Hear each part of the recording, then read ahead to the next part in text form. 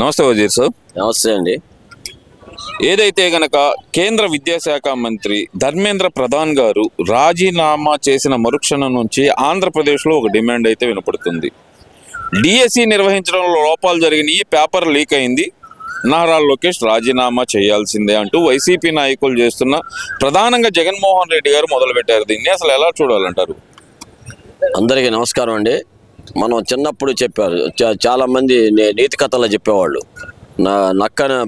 పుల్లిని చూసి నక్కవాత పెట్టుకుంది అన్నట్టుగా ఆయన ఈ కాక్రోచ్ జనతా పార్టీ వాళ్ళు లాభం పొందారని అనుకుంటున్నారు. అది అక్కడ నీతి, న్యాయం, ధర్మం ప్రకారం జరిగింది. అది ఇప్పుడు కాదు జరిగింది. అది ఎప్పుడైతే పేపర్ లీక్ అయిందని చెప్పేసి వాళ్ళు ముందే చెప్పారు, ఆ తర్వాత ఎగ్జామ్ పెట్టడం జరిగింది, అన్నీ జరిగినాయి. అంటే ఇక్కడ డిఎస్ఏ ఎగ్జామ్ జరిగి అంతా అయిపోయి ఉద్యోగాలు చేస్తూ సంవత్సర కాలంలో ఉద్యోగం కూడా అయిపోయిన తర్వాత ఈయనకి పేపర్ లీకేజ్ ఇప్పుడు గుర్తొచ్చింది. అంటే ఆయనేమో ఎగ్జామ్ మాత్రం ఇన్ని 5 సంవత్సరాల్లో ఒక్కసారి ఎగ్జామ్ కూడా పెట్టి ఒక్కళ్ళు కూడా ఉద్యోగాలు ఇవ్వాలి. కానీ ఉద్యోగం ఇచ్చిన తర్వాత సంవత్సరం అయిన తర్వాత ఈయన రకరకాలైనటువంటి చేసి వాళ్ళు ఉద్యోగాలు పోగొట్టాలనే ఆలోచనతో ఉన్నాడు. అంటే ఇది ఎవ్వరు కూడా నమ్మేదానికి అవకాశం లేదు. ఇవాళ అసలు అతను ఎట్లా మాట్లాడుతున్నాడు అంటే, ఒక పనికి మాలిన వాడు 5 సంవత్సరాలు మనకు ముఖ్యమంత్రి చేసిన యధవా అనేటువంటి భావంతో ప్రజలంతా కూడా ఉన్నారు. ఇలాంటి వాడిని అసలు రాజకీయాల్లోనే రాకుండా చూసే బాధ్యత మనకు ఉంది. అక్కడ ఢిల్లీ పరిస్థితి వేరు, ఇక్కడ పరిస్థితి వేరు. ఇక్కడ ఆల్రెడీ వాళ్ళు అందరూ ఎవరిని ఒకటే అడుగుతున్నా, ఆ డిఎస్ ఎగ్జామ్ రాసిన వాళ్ళకి కానీ ఉద్యోగం వచ్చిన వాళ్ళు కానీ వాళ్ళు ఏమైనా లీక్ అయిందని చెప్పారా? అది చెప్పకుండా నువ్వు దాన్ని క్యాచ్ చేసుకొని మార్చి చెప్పాలనేటువంటిది మేమే అవేస్తున్నావు. చెడుని 10 సార్లు చెప్తే అందరూ అదే అనుకుంటారని. అది ఏది వెనక చెప్పేవాళ్ళు, వెనక ఆయన మేకను తీసుకెళ్తుంటే అది కుక్క అంటే కనుక ఆయన కూడా అనుమానం వచ్చి లాస్ట్కి కుక్కే అనుకున్నట్టుగా అనుకుంటారు ప్రజలు అనుకుంటున్నాము. ఆ రోజులు వేరు. అప్పుడు ఎవరు ఎక్కువగా చదువుకోలేదు, జ్ఞానం లేదు. ఇవాళంతా సిస్టమేటిక్గా ఉంది. కాబట్టి ఇవాళ వచ్చిన తర్వాత నీ ఆటలు సాగో బాబు, నువ్వు ఎప్పుడో బీసీలో చదువుకున్నటువంటి వ్యక్తివి. కాబట్టి ఇప్పుడైనా సరే మాట్లాడేటప్పుడు ఒళ్ళు దగ్గర పెట్టుకొని జాగ్రత్తగా మాట్లాడాలని చెప్పి తెలియజేస్తున్నారు. అంటే ఇక్కడ ప్రధానంగా చూసుకుంటే గనక వాళ్ళు పదే చెప్తున్న మాట, ఒకటే మాట చెబుతున్నారు. వాళ్ళు అంటుంది ఏంటంటే గనక అక్రమాలు జరిగినాయి కాబట్టి మేము రాజీనామా కోరుతున్నాం అంటున్నారు కదా. మరి దాన్ని ఎలా చూడవచ్చుంటారు అసలుకి? అసలు రాజీనామా అనే మాట చెప్పడానికే అర్హత లేదు మీకు. ఎందుకంటే నారా చంద్రబాబు నాయుడు గారు ఇవాళ ఆయన ఆశయాలను ముందు తీసుకెళ్తున్నటువంటి ఏకైక వ్యక్తి లోకేష్ బాబు. లోకేష్ ఇవాళ విద్యా విధానాన్ని మార్చేసి ఒక కొత్త తరాన్ని తయారు చేసినటువంటి గొప్ప సంఘ సంస్కర్త అని కూడా అనొచ్చేయండి. వీరేశలింగం పంతులు గారు కనుక ఆ రోజు ఏ రకంగా అయితే కొత్త తీసుకొచ్చి ప్రజల్లోకి తీసుకొచ్చి అంత పేరు పొందాడో, అదే రకంగా ఈయన కూడా రాబోయే తరంలో ఈ విద్యాశాఖ వల్ల చాలా ఉపయోగాలు ఉన్నాయి. ఎందుకంటే లేటెస్ట్ టెక్నాలజీ, లేటెస్ట్ విద్య ఎలా చదువుకోవాలి. ఇవాళ నారాయణ చైతన్య భాష స్కూల్ వాళ్ళు కూడా వెనకబడిపోయారు. ఇవాళ ప్రైవేట్ స్కూల్గా వెళ్ళే పరిస్థితి లేదు. ఇవాళ మరి గవర్నమెంట్ స్కూల్లోనే బోర్డులు పెట్టుతున్నారు, ఏమని సీట్లు అయిపోయినాయి అని చెప్పేసి. కాబట్టి అలాంటి పరిస్థితి తీసుకొచ్చినటువంటి లోకేష్ బాబు రాజీనామా అని చెప్పి మాట్లాడే అర్హత కానీ మీకు కానీ మీ పార్టీలో ఉండేటువంటి అంబటరాంబాబు తొత్తులు లాంటి వాళ్ళకి కానీ అర్హత లేదని చెప్పేసి తెలియజేసుకుంటారు.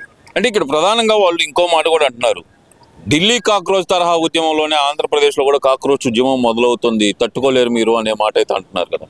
అంటే అక్కడ కేవలము ఎవ్వరి సపోర్ట్ లేకుండా విద్యార్థులు వాలంటరీగా వచ్చి పనిచేసేటి వారు. ఇక్కడ నీకు ఎవరు వస్తారు? ఇక్కడ అంతా నువ్వే కాక్రోచ్ దొంగలాగా వచ్చేటి డబ్బులు ఇచ్చి ప్రోత్సహించి రౌడీల్ని గోండాలని తీసుకొస్తాము. కానీ వాళ్ళు విద్యావంతులు. నేను ఢిల్లీ వచ్చారంటే అంతా విద్యావంతులు. ఇండియా మొత్తం చేశారంటే విద్యార్థులు చేశారు. ఎవరు వాళ్ళకి రూపాయి ఇవ్వలేదు, వాళ్ళు పిలుచుకు రాలేదు, వాళ్ళు ఎవరు చేయలేదు. వాళ్ళ విధానం వేరు, ఇప్పుడు ఇక్కడ విధానం వేరు. ఇక్కడ నువ్వు ఒక రాజకీయ నాయకుడు, నువ్వు చెబితే వచ్చేవాడు ఎవ్వడు ఉండడు. అక్కడ ఎవరు చెప్పలా. వాళ్ళందరికీ ఎవరైతే సంఘ సంస్కర్తలు ఉన్నారో వాళ్ళతో మాట్లాడుకొని వాళ్ళంతా బాగా చదువుకున్నటువంటి పోస్ట్ గ్రాడ్యుయేషన్ చదివినటువంటి యూనివర్సిటీ పిల్లలు వాళ్ళంతా కూడా వాళ్ళకి విద్య గురించి తెలుసు. కాబట్టి వాళ్ళంతా కూడా వచ్చి ఊరికి నిరసన తెలియజేశారు. అక్కడ కొంతమంది స్వార్థపరులు నీలాంటి యదవులకు సంబంధించి వాళ్ళు కొట్టడం ఇవన్నీ చేయడం జరిగింది. వాళ్ళు ఓన్లీ నిరసన చేయడం కోసమే వచ్చారు అంతవరకే, కానీ వాళ్ళు ఏమి గొడవలు చేయడానికి రాలేదు. కాబట్టి ఇలాంటి ఈ అక్కడేదో ఢిల్లీలో జరిగింది ఇక్కడ జరుగుద్దని మాట కలలు కంటం అనేది మానుకోవాలి అని చెప్పేసి తెలియజేస్తాం. మరి వీళ్ళు మాత్రం పదే పదే ఏదైతే డిఎస్సిలో అక్రమాలను ఎందుకు చెప్తున్నారు అనుకోవచ్చు అంటారు? ఏమండి, అతనికి రాజకీయ మనుగడ అనేది లేదు. ఇక రాజకీయంగా అతను ఏమి పైకి రావటానికి వీల్లేదనే దాన్ని తెలుసుకొని ఇలాంటి దొంగ మార్గాలు ఏమున్నాయి అనేది చూస్తారు. మొన్నేమో యాక్సిడెంట్ అయితే, అది చిన్నపిల్లడు యాక్సిడెంట్ చేస్తే దానికి కూడా పెద్ద అడవుడు చేయాలా అన్నాడు. అట్లాగే వాళ్ళు ఏంటంటే కాక్రోచ్ వాళ్ళని ఏదో బెనిఫిట్ పొందాలనేటువంటి చేస్తున్నారు. విద్యార్థులు ఎవ్వరు కూడా ఎలాంటి వాడు వెంబట అసలు వెళ్ళనే వెళ్ళరు. కాబట్టి విద్యార్థులు చాలా తెలివితేటల గలవాళ్ళు, వాళ్ళు ఎవరు కూడా ఆంధ్రప్రదేశ్లో విద్యార్థులు ఇంకా తెలియగలవాళ్ళు. కాబట్టి ఎవరు ముందుకు రారు.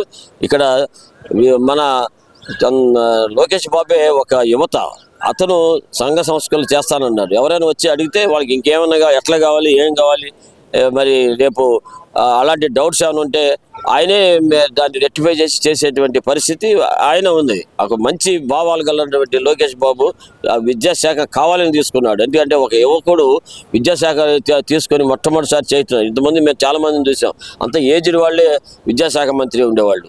అట్లాంటిది వాళ్ళ ఒక యువత విద్యాశాఖ మంత్రికి ఉంటే ఎలాంటి జరగమని చెప్పేసి నేను 100% చెప్పగలను.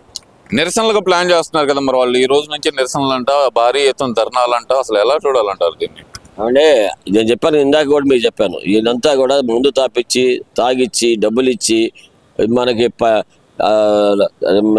రౌడీలను పెట్టుకొని తిరిగేటువంటి పార్టీ అది కేవలము వాళ్ళు స్టూడెంట్స్ విద్యార్థులు వచ్చి చేసేది మాత్రం కాదు. కాబట్టి మీరు కావాలంటే మీరు ఇప్పుడు మీ చూడండి, రేపు మీ మీడియా వారికి నేను విన్నపం చేస్తున్నా, అక్కడ వచ్చిన వాళ్ళు ఏం చదువుకున్నారు ఏంటి అని మీరు మామూలుగా అడగండి, చెప్తారు. వాళ్ళు ఏం చెప్తారో మీరు వినండి. కాబట్టి విద్యార్థులు అలాంటి పిచ్చి పనులు చేయరు. ఎందుకంటే లోకేష్ బాబు అంటే అందరికీ నమ్మకం ఉంది. ఎందుకంటే ఆయన ఎప్పుడైనా సరే నా తలుపులు తీసే ఉంటే విద్యార్థులు యువత వస్తే ఎప్పుడు కూడా ఆయన ముందు మాట్లాడతాడు. మాలాంటి పెద్దవాళ్ళు వెళ్తే ఆ పెద్ద ఆయన ఉండండి, ఒక నిమిషం ఉండండి అంటాడు. కానీ వాళ్ళు యువత వస్తే మాత్రం చాలా చక్కగా మాట్లాడేటువంటి మంచి మన విద్యాశాఖ మంత్రి గారిని ఈ రకంగా వాళ్ళు ఉపయోగించుకోవాలంటే మంచిది. జగన్మోహన్ రెడ్డి ఇక నుంచి ఇట్లాంటి తప్పుడు ఆలోచనలు మానేసి నువ్వు ఏదైనా ఒక మంచి ఇంకేదన్నా ప్రపోజల్ తీసుకొచ్చి మంచి రాష్ట్ర అభివృద్ధి ఎలా చేయాలి, అమరావతి ఎలా చేయాలి, పోలవరం ఎలా చేయాలి, ఇలాంటి విషయాల మీద ఏదైనా ఉంటే సూచనలు ఇవ్వండి, మంచిదని చెప్పేసి తెలియజేసుకుంటాం.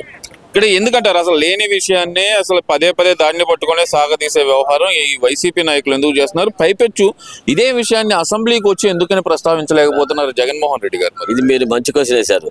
అది నేను యాక్చువల్గా అలాంటి నాయకులు, ప్రతిపక్షంలో ఉన్నటువంటి నాయకులు ఏం చేయాలి, అసెంబ్లీ పెట్టండి, అసెంబ్లీలో తెలుసుకుంటామని చెప్పి ఎవరైనా అంటారు. మీరు అన్నట్టుగా అసెంబ్లీకి రానటువంటి వ్యక్తి అసలు అడిగేటువంటి ప్రాథమిక హక్కే మీకు లేదు. ఇవాళ మీరు అసెంబ్లీ రాకుండా డబ్బులు మాత్రం ప్రజల యొక్క సొమ్ముని జీతాల వారీగా తీసుకొని టీఏడిఎల్ తీసుకొని మీకు అసలు సిగ్గు ఎగ్గు లేనటువంటి మీ 11 మంది ఎమ్మెల్యేలకి ఇవాళ ప్రజలంతా కూడా చెప్పుతో కొట్టే పరిస్థితి రాబోతా ఉంది. ఎందుకంటే 5 సంవత్సరాలు ఒక్కసారి కూడా అసెంబ్లీ పెట్టమని అడగడం కానీ, అసెంబ్లీకి రావడం కానీ మీరు చేయలేదు. ఎలాంటి ఎదవల్ల మనం ఆ 11 మంది ఎన్నుకున్నటువంటి ప్రజలకు కూడా బాధపడుతున్నారని చెప్పేసి మీ మీడియా ద్వారా అందరికీ తెలియజేసుకుంటాం. అంటే ఎందుకంటారు అసెంబ్లీకి వెళ్ళటానికి, అసెంబ్లీలో ఈ విధానం ఏదైతే నారా లోకేష్ గారు రాజీనామా చేయాలనేది జగన్మోహన్ రెడ్డి గారు ఎందుకు రైట్ చేయలేకపోతున్నారు? కారణం ఏమనుకోవచ్చు అంటారు? అంటే పోయినసారి కూడా అతను సభ్యత్వం పోద్దంటేనే అసెంబ్లీలో వచ్చి ఊరికే షో చేసి అక్కడ సంతకం పెట్టి మెలకుండా వెళ్ళాడు. అలాంటి వ్యక్తి అసెంబ్లీకి వచ్చి ఆయన గురించి మాట్లాడే దమ్ము కానీ, ధైర్యం కానీ, అసలు అదే సబ్జెక్ట్ ఉంటే కదా మాట్లాడటానికి. అసలు సబ్జెక్టే లేని వ్యక్తి ఏం మాట్లాడతాడు? ఎంతసేపు వేసాయి ఓసాయి. అందుకే మరి గొడ్డల పార్టీ అని పెట్టారు. ఇవాళ సొంత బాబాయిని కొట్టాడు, అలాగే సొంత చెల్లిని జడ్జి చేశాడు, అమ్మని రోడ్డు పై వేశాడు. ఇలాంటి వ్యక్తి మన ప్రజలకు న్యాయం చేస్తాడని ఎట్లా భావిస్తారు? ఆ కార్యకర్తలు కూడా, ఆ కార్యకర్తలు నిజమైన కార్యకర్తలు కాదు, వాళ్ళంతా రోజు మందు తాగేవాళ్ళు, గంజాయి తాగేవాళ్ళు, మరి అరాచమెంట్లు చేసేవాళ్ళు, రేపులు చేసేవాళ్ళు ఆ పార్టీలో ఆయన పక్కన తిరుగుతున్నారు తప్ప ఎవ్వరు కూడా చదువుకున్నటువంటి విద్యార్థులు కానీ, అలాగే యువత కానీ, మహిళలు కానీ ఎవ్వరు కూడా వాళ్ళ దగ్గరికి వెళ్ళే పరిస్థితి లేదని చెప్పేసి మేము తెలియజేసుకుంటాం. Thank you.